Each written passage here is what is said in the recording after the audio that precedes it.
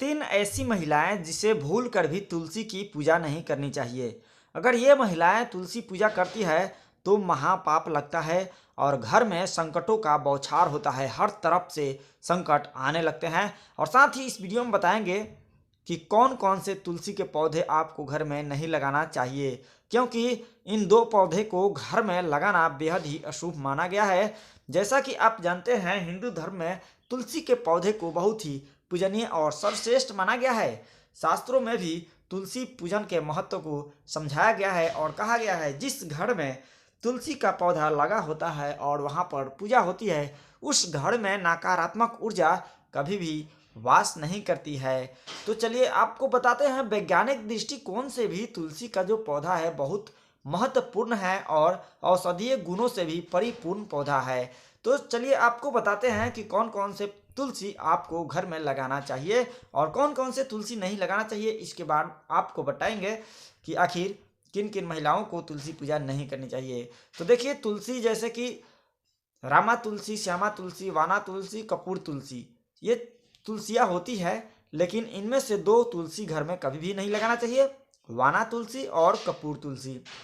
आप अपने घर में रामा तुलसी और श्यामा तुलसी लगा सकते हैं। तो चलिए बताते हैं कि आखिर तुलसी पूजा किस दिन करना सबसे शुभ होता है। शास्त्रों के अनुसार देव उठनी एकादशी पर तुलसी विवाह को सबसे ज्यादा शुभ माना गया है। तुलसी विवाह से न केवल शुभ फलों की प्राप्ति होती है बल्कि कन्यादान जैसे बड़े पुण्य भी प्राप्त हो जाते हैं।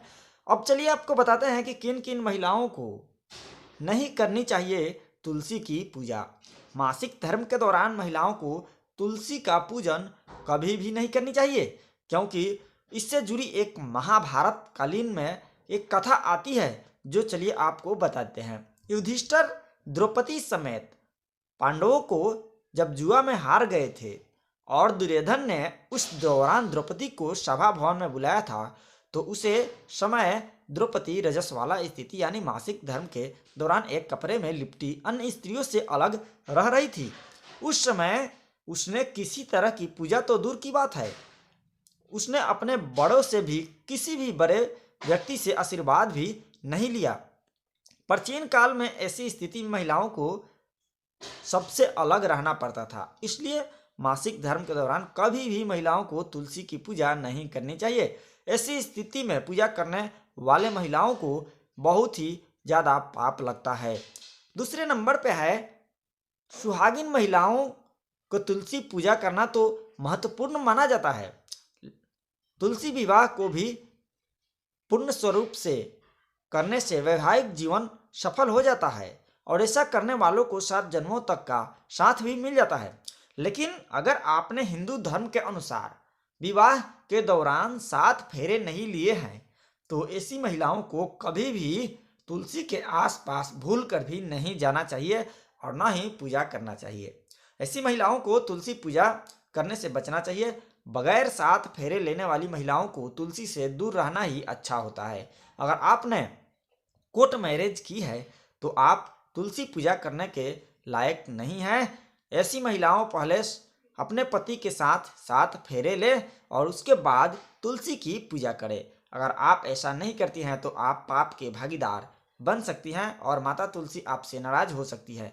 भले ही कुंवारी कन्याएं तुलसी की पूजा करती है, लेकिन बिना 7 फेरे कोई भी महिला माँ तुलसी की पूजा नहीं कर सकती है।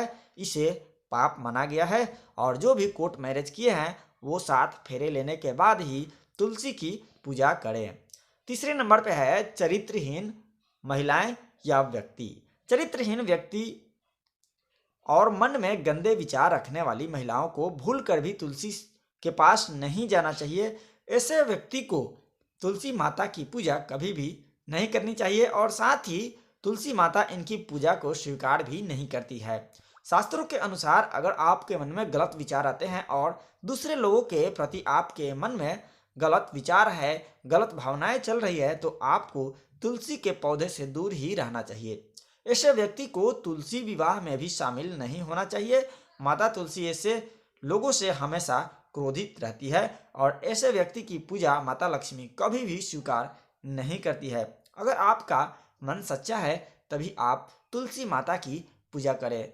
अगर आप सच्चे मन से तुलसी माता की पूजा करते हैं तो आपके सभी प्रकार के फलों की प्राप्ति होती है और साथ ही तुलसी माता आप पर प्रसन्न होती है। तो ये थी कुछ जानकारियाँ। आप लोगों को यह जानकारी कैसी लगी आप हमें कमेंट बॉक्स में ज़रूर बताएं। अगर वीडियो अच्छी लगी तो इस चैनल को सब्सक्राइब जरूर कर लें। धन्यवाद।